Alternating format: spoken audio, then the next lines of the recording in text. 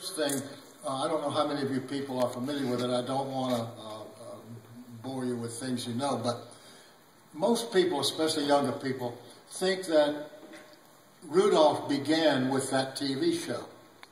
That's not the case. As a matter of fact, it took the producer, Arthur Rankin, several years, 2 or 3 years, to talk the writer, Johnny Marks, into allowing them to make the show.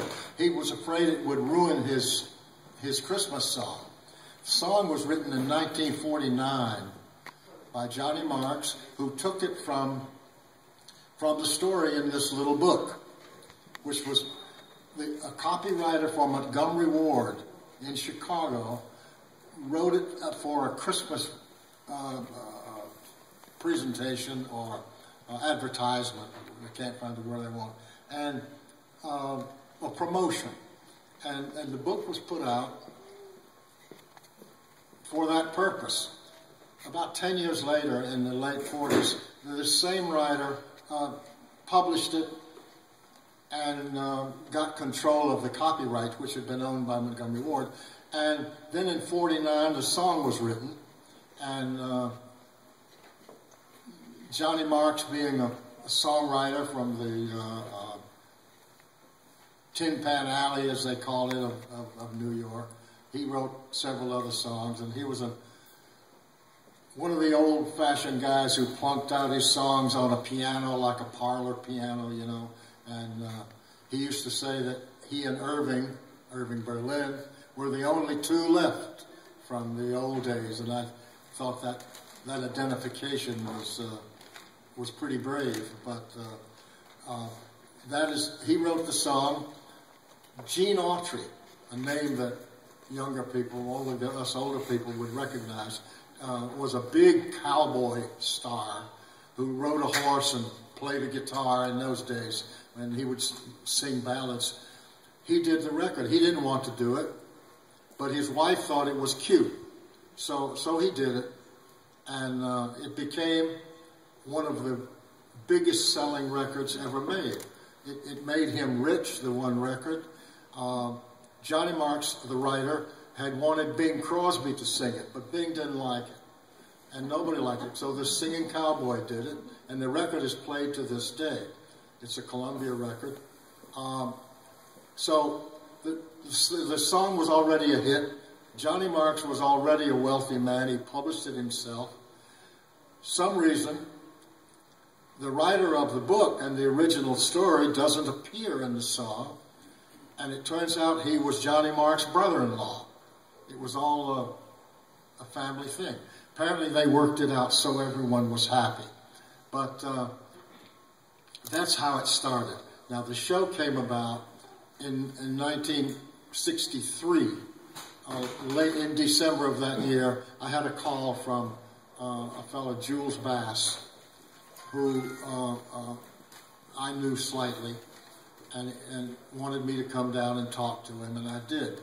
I knew Jules Bass because he worked for an advertising agency, but he made extra money writing lyrics for commercials, jingles we called them, and I had worked with him some.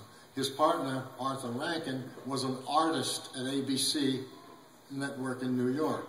The two of them were sort of struggling along to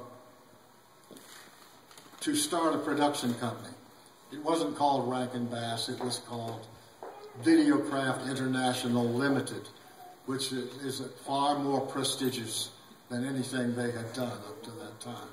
But they asked me to be the musical director of this show that General Electric had agreed to sponsor. And I was very pleased to get it. It was about a reindeer whose nose lit up.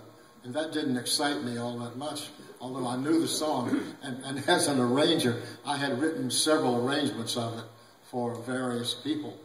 The way I met Jules Bass was that, being an arranger conductor, he had written some lyrics for commercials, and I had written the music, and we had worked together a few times. So I began this odyssey. We had several difficulties. They, of course, were making it on a shoestring.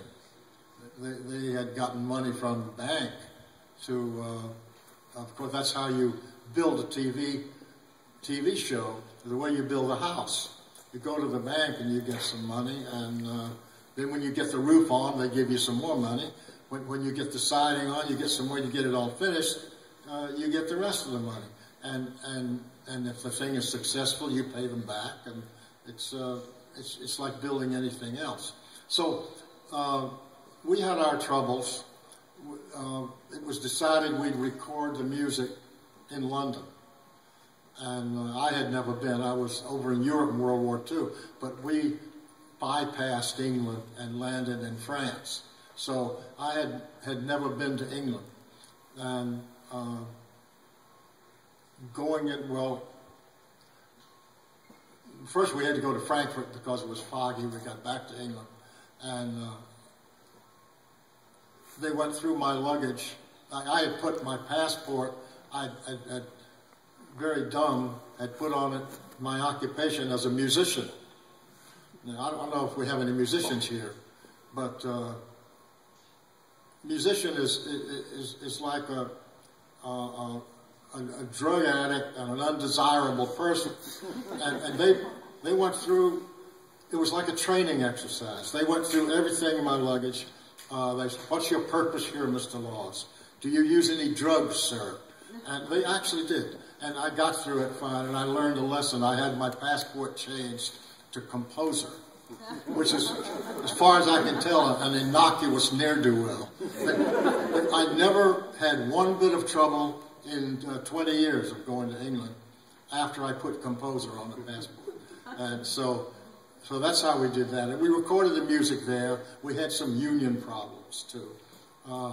The British were so afraid that someone would take a pound out of the United Kingdom. They were very anxious not to lose any money.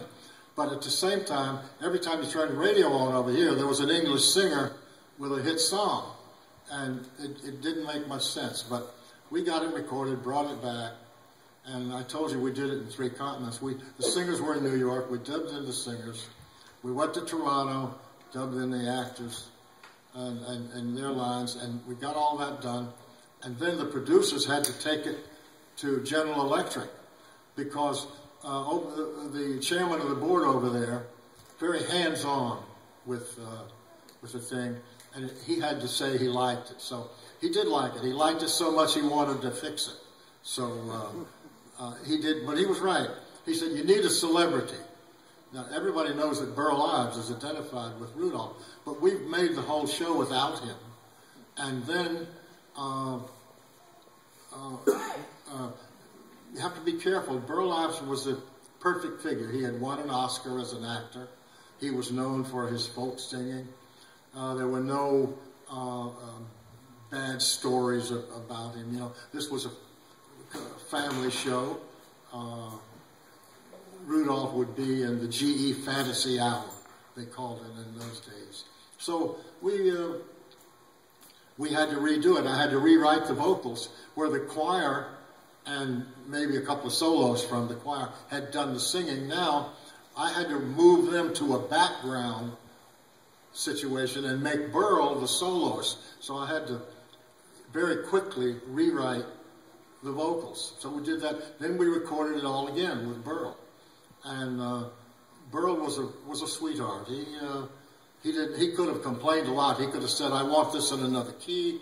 He could have done things. I couldn't do it. By then the music was on tape, in the can, as we said in the business. And so putting him in it, he could have been a real problem, but he wasn't. They said, "It's fine, I like it." And we redid the vocals and all that. And then of course it went to Japan. It was pre-scored. They animated to my music. And since I did not write the songs, I was a musical director. For those of you who might not, these terms get mixed up, and you might not know exactly what a musical director does. Musical director is responsible for the music, how it sounds, the texture of the orchestra, the performance of the artists as they do it. And in this case, I was the arranger and the orchestrator. Arranging and orchestration are pretty much the same thing, except that orchestration is just technically taking the notes from here and putting them from here, putting them for the various instruments. But arranging and orchestration with a show like that would be done by the same person. And usually the musical director will be the conductor. And in my case, the arranger, orchestrator, all that. You put on a different hat and you do the job, and it's pretty natural to do it. What was I going to say?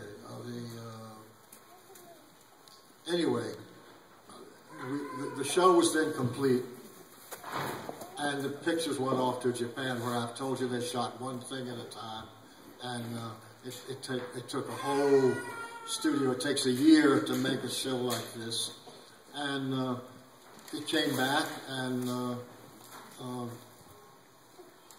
the network put it on December 6th, 1964,